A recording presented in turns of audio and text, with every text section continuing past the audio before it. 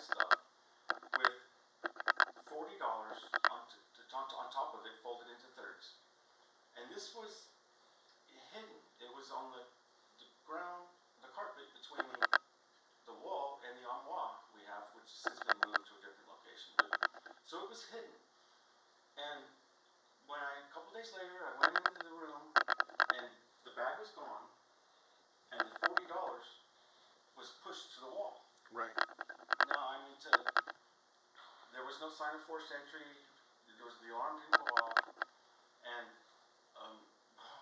who would come into the house and take a bag of they don't know what's in there, and scooch $40 to the wall? It just makes no sense. But so through Bluetooth, there's an app where we have our Buddhist chant, which could mark time for us, and it's really mellow, beautiful sounding. And so through Bluetooth to a speaker, I had it in the spare room, and I was pointing it at the window.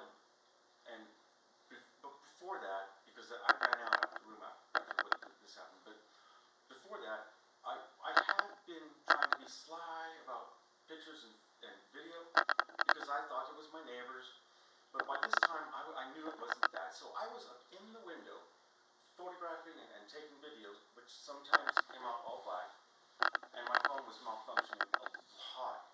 But the screen went white for a split second, and then it went blood red. And it wasn't just blood red everywhere, it was drips of blood coming down until it hit the bottom, and the whole thing was blood red.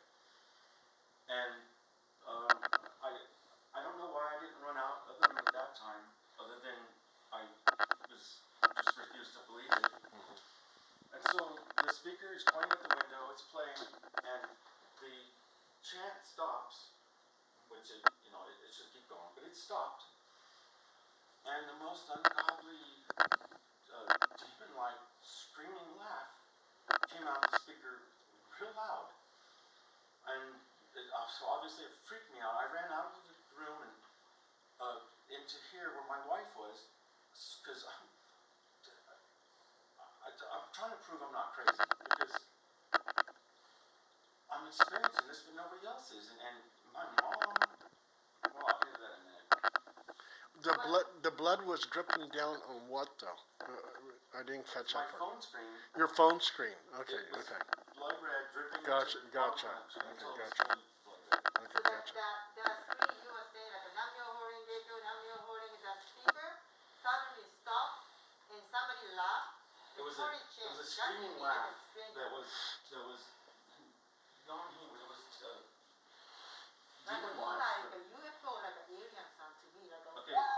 So I ran into here. My wife was there, and by this time it was a different sound, but it was still unexplainable, freakishly weird sound that was coming out of it.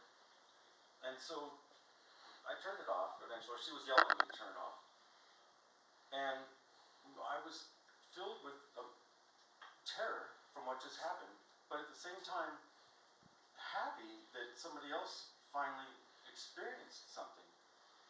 But even still, my wife feebly tried to rationalize it when there was no rationalizing it, but she attempted to. And one other thing that happened, and I don't know that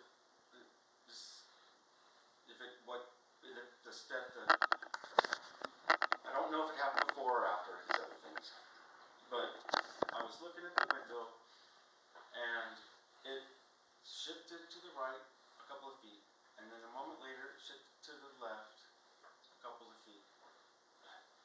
And then if you have a sticker, it's on the backing of a sheet, and you peel the sticker off. That's what it did. It peeled off the wall. It peeled off the wall, and then started floating towards me, closer and closer.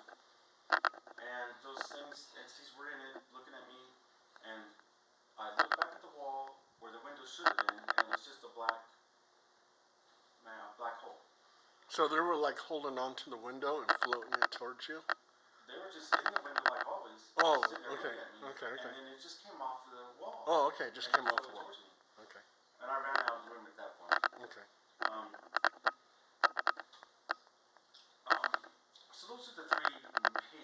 hear things, yeah. Along with that night, then those, and I thought I was imagining it, but the fear of me was sheer terror. But things like my car door, when it's in the garage, I don't lock my doors. They've been locked recently, and most recently, when I went in there, the indoor lighting thing, it was off, which it's never off. You know, when you open the door and the light comes on in your car, well, it was off. And again, my doors were locked. This has happened several times. Most recently, I've been, my torso has been moving like this right Oh, now. yeah. I can stop it, Yeah.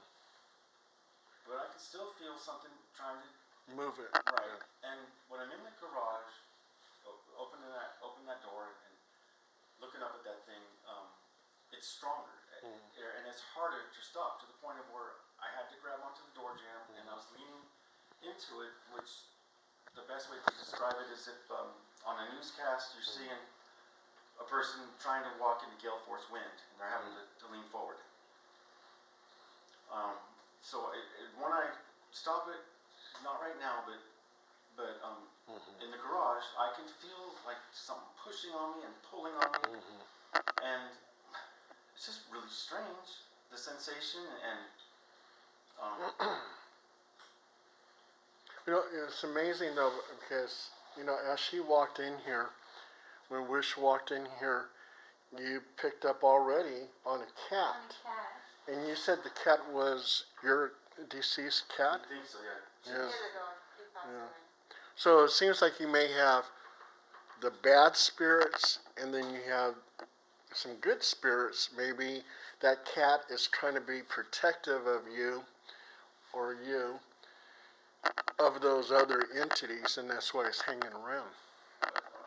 Okay, and also I believe her father might be here Oh, as well, okay, because he's okay. recently passed. And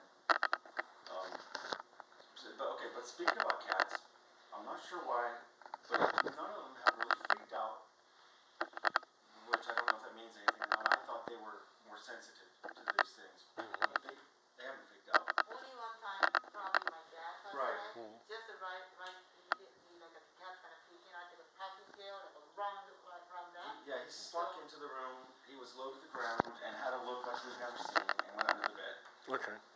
But that's the cat that has been following me everywhere lately, been like under my feet type of following me everywhere, and has, when I lay down on the bed, he jumps up and he lays next to me, or he'll lay close and put his paw on me,